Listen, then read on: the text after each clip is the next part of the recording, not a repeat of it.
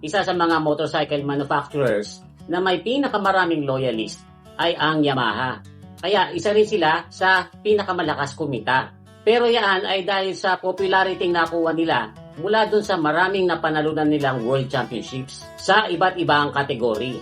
Kasi sumasali sila sa superbikes, motocross, snowmobile, jet ski, quad bike at iba pa. Basta sasakyang may makina, for sure, konektado dyan ang Yamaha. Even sa mga supercars, katulad ng Lexus LFA, silang may gawa ng makina niyan. At kahit sa F1, gumawa rin ng makina ang Yamaha. Kaya nga kapag Yamaha ang binili mong motor, ay mayroon itong sporty feel. Kasi guys, yung mga natutunan nila sa mga experiences sa karera, ay ina-apply nila sa bawat motorcycles na ibinebenta nila. Yun nga lang, medyo mas mahal ang Yamaha. Kaya yan ang isa sa dahilan kung bakit hindi nila matalo ang Honda pagdating sa sales. Pero guys, kahit ganyan ka-popular ang Yamaha pagdating sa motorcycles, alam nyo ba na hindi naman sila dyan nagsimula? Kasi guys, bago sila sumikat sa paggawa ng motorcycles, ay mas nakilala muna sila sa paggawa ng mga piano. At ang kwento po ng Yamaha ay nagsimula noong 1887 sa Japan. Dahil noong mga panahon na ito ay may isang nagngangalang Torakuso Yamaha na isang watchmaker at sumasailain din sa paggawa ng mga medical equipment ang ipinatawag ng isang eskwelahan para mag-repair ng isang reed organ. Take note guys, hindi naman musician itong si Torakuso at hindi pa po siya nakapag-repair ng any musical instruments.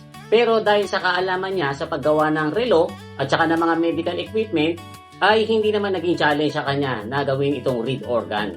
Na-repair niya ito successfully. In fact, dyan pa nga siya nagkaroon ng idea na pwede palang gawin niya itong business. Kaya sa tulong po ng mga kakilala niyang local businessmen noon, ay nakaipon siya ng puhunan para itayo ang Nippon Gaki. Kung saan ang plano niya ay ito ang maging unang gawaan ng piano sa Japan.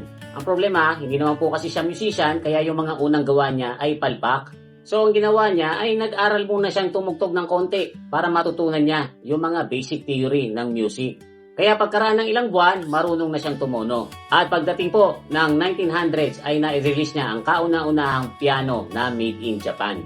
Alam nyo guys, itong si Torakuso ay may pagka-perfectionist. Kaya itong mga piano na produkto nila ay hindi lang basta-basta piano kundi high quality piano po ito. Yan ang dahilan kaya ito naging mabenta. Pagkaraan nga po ng 2 dekada, 1920s ay Japan's largest musical instrument manufacturer na ang Nippon Gaki. Ang problema guys, pagdating naman po ng 1940s ay sumiklab na po ang World War II. Ang Japanese government ay kinontrata itong Yamaha na maggawa ng mga wooden at saka metal propeller na gagamitin dun sa mga fighter plane na Zero.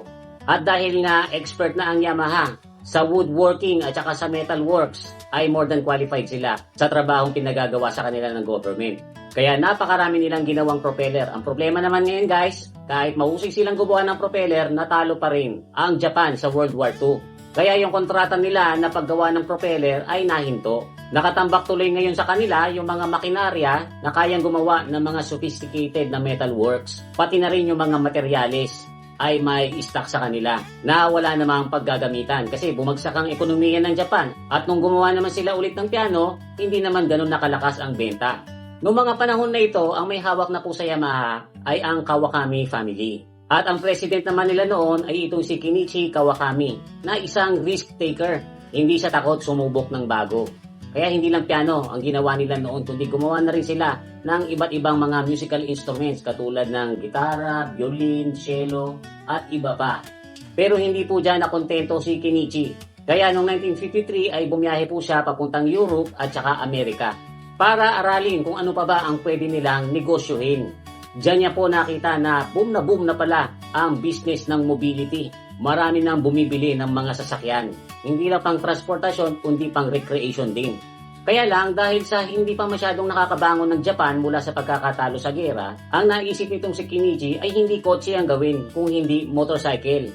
Kasi itong motorcycle ay mas abot kaya, mas madaling i-produce at saka mas bagay dun sa mga makikipot na kalsada ng Japan.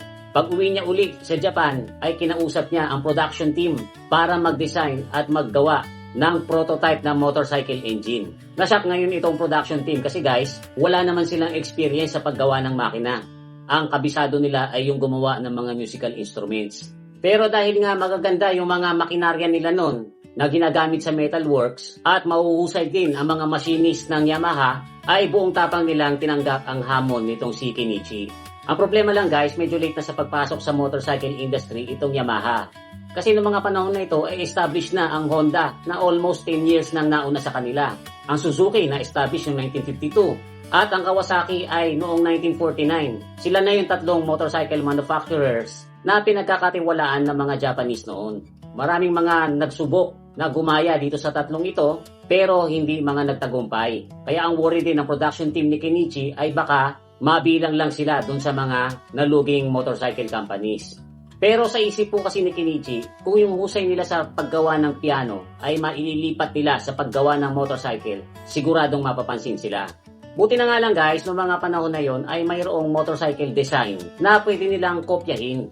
Kasi nung matapos ang World War II, natalo rin ng Germany. At doon po sa Germany ay mayroong motorcycle company na ang pangalan ay DKW. Ngayon yung mga patents doon sa mga motorcycle designs itong DKW ay kinumpiska ng Allied at ginawang libre para sa lahat ng mga gustong kumopya. At ang isa po doon sa mga designs na nakapatent ay yung motorcycle na RT125cc. Ang design po na yan ay kinopya ng Russia, kinopya ng UK, at kinopya rin po yan ng Amerika, kung saan tinawag po yan na Harley-Davidson Hammer.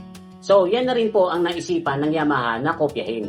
Pero hindi po makabayag itong si Kenichi na basta lang nila kokopyahin, ang gusto niya ay i-improve yung design na ito. Alam nyo guys, itong RT125, 3-speed lang po yan. Pero ang ginawa ng Yamaha, dinagdagan nila yan, ginawa nilang 4-speed.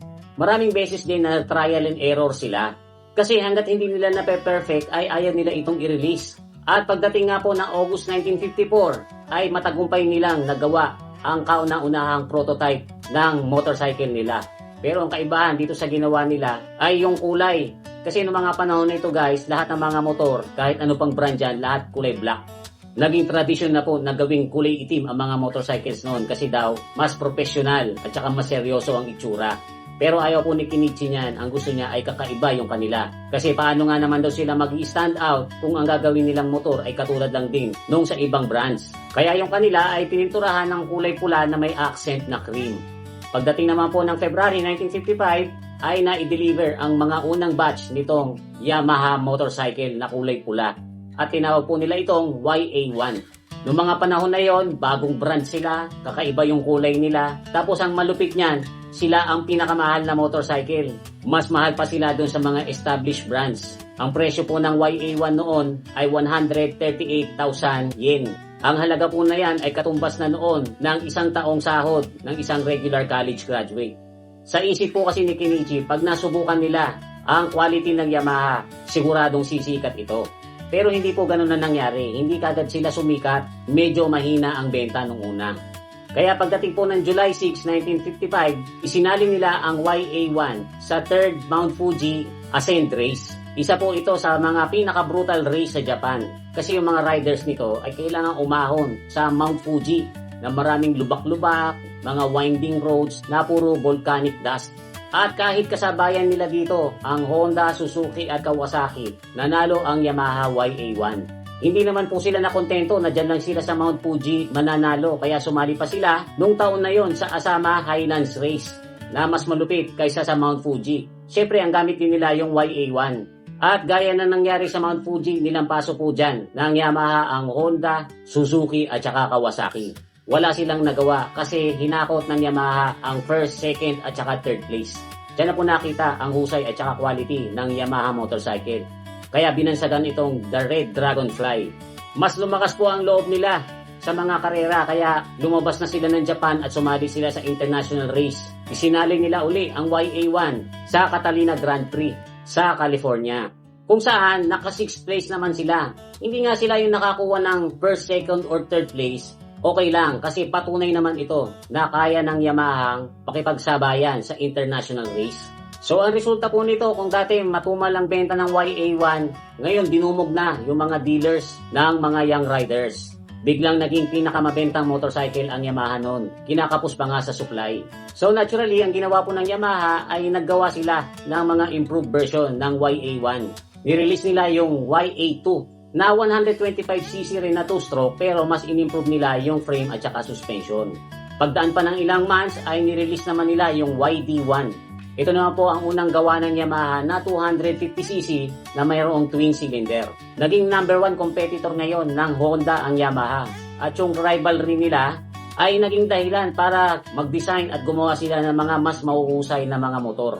Kaya pagdating po ng 1960s, tinatalo na ng Yamaha at saka Honda ang mga European competitor sa mga international race. At bago pa po dumating ang 1970s, silang dalawa na ngayon ang top sa mga international na karera. Kasama rin nila ang Kawasaki at saka Suzuki. Diyan na po sila binansagang the Big Four of Japan. Hindi lang sila sa race na nanalo, kundi pati sa sales. Mas naging mabenta ngayon yung mga Japanese bikes kung ikukumpara dun sa mga European brands. Kasi yung mga Japanese bikes, bukod sa mas competitive pagdating sa racing, ay mas competitive din pagdating sa presyo.